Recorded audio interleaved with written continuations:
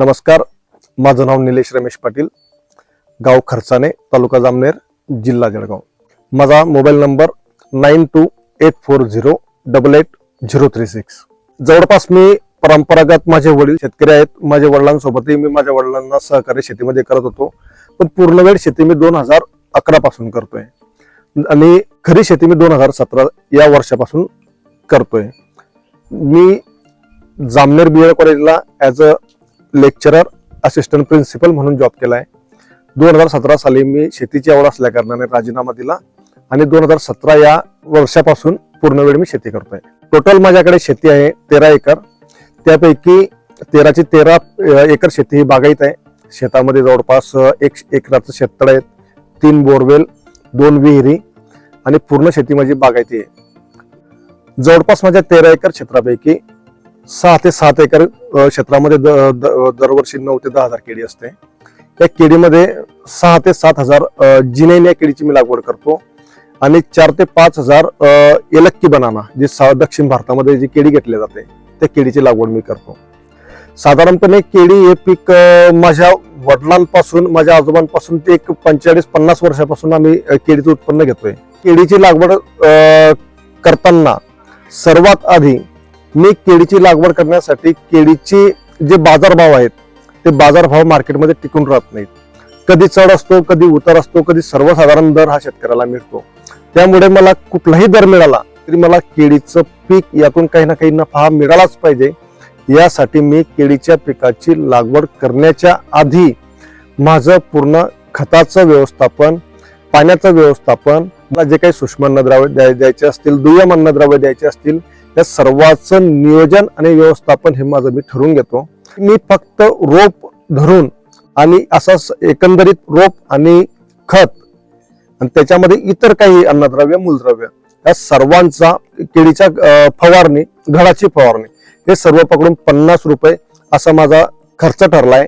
या 50 रुपयाच्या वर मी माझ्या केळीला खर्च करत नाही. मागच्या 5 वर्षापासून माझ्या मार्च, एप्रिल, मे आणि जून लागवडच्या केळीमध्ये 25 किलोची रास म्हणजे पर प्लांट प्रति झाड 25 किलोचा घड मी निरंतरपणे काढतोय आणि माझ्या मालाला निर्यातीसाठी आणि देशांतर्गत बाजारपेठेमध्ये श्रीनगरसाठी व्यापाऱ्यांची फार मागणी असते आणि दरवर्षी योग्य रेट देऊन किंवा इतर शेतकऱ्यांपेक्षा 100-200 रुपयाचा भाव फरकाने माझा माल कापला जातो.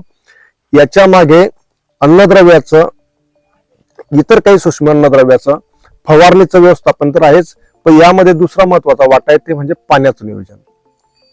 शेताला पाणी देताना मी फार काटेकोरपणे माझ्या केळीला पाणी देतो आणि घडाची फवारणी ज्याच्यामध्ये म्हणतात फ्रूट केअर, ते फ्रूट केअर माझं प्रॉपर असतं.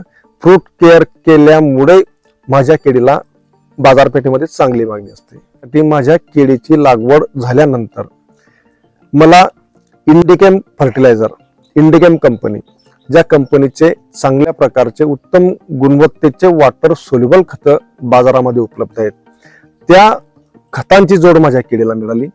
त्या कंपनीचे जे काही ॲग्रोनॉमिस्ट आहेत, बडगुजर साहेब, ते माझ्या संपर्कात आले. त्यांनी मला त्या खतांची ओळख करून दिली, त्या खतांची गुणवत्ता मला दाखवून दिली. त्या खतांचा वापर मी माझ्या केळीमध्ये सुरू केला. केळीला सुरुवातीला लागवड झाल्यानंतर पहिल्या महिन्यामध्ये इंडिकेम कंपनीच्या 04847 N21 आणि फायटिन नावाचं बुरशीनाशक, त्यानंतर दुसरं त्यांचं इंडिकेम कंपनीचं कॅल्शियम नायट्रेट आणि बोरॉन या 2 खतांच्या ड्रिचिंगच्या बळावर, थंडी असेल किंवा उच्च तापमान असेल, जळगाव जिल्हा म्हटल्यानंतर फार थंडी आणि उन्हाळ्यामध्ये फार उच्च तापमान, या दोन्ही गोष्टी असतात. तर या दोन्ही गोष्टींमध्ये मला माझ्या केळीला आधार देण्याचं म्हणजे कुठल्याही प्रतिकूल परिस्थितीमध्ये झाडाची वाढ सुरू राहण्यासाठी इंडिकेम कंपनीच्या खतांची फार मदत झाली.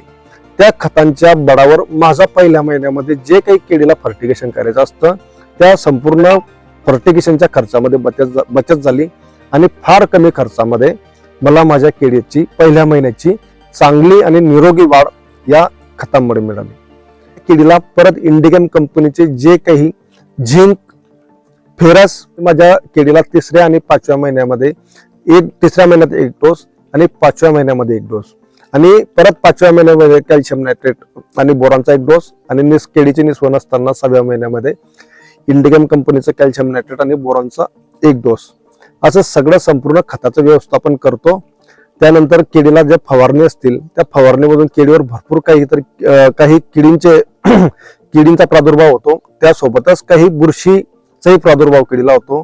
त्या बुरशीचा प्रादुर्भाव रोखण्यासाठी उदाहरणार्थ कॉलर रॉट असेल, रूट रॉट असेल, या दोन्ही प्रकारच्या बुरशी आणि करपा यासाठी इंडिगम कंपनीचे फायटिन नावाच्या बुरशीनाशकाची फार उत्तम रिझल्ट ह्या वर्षी मला मिळाले.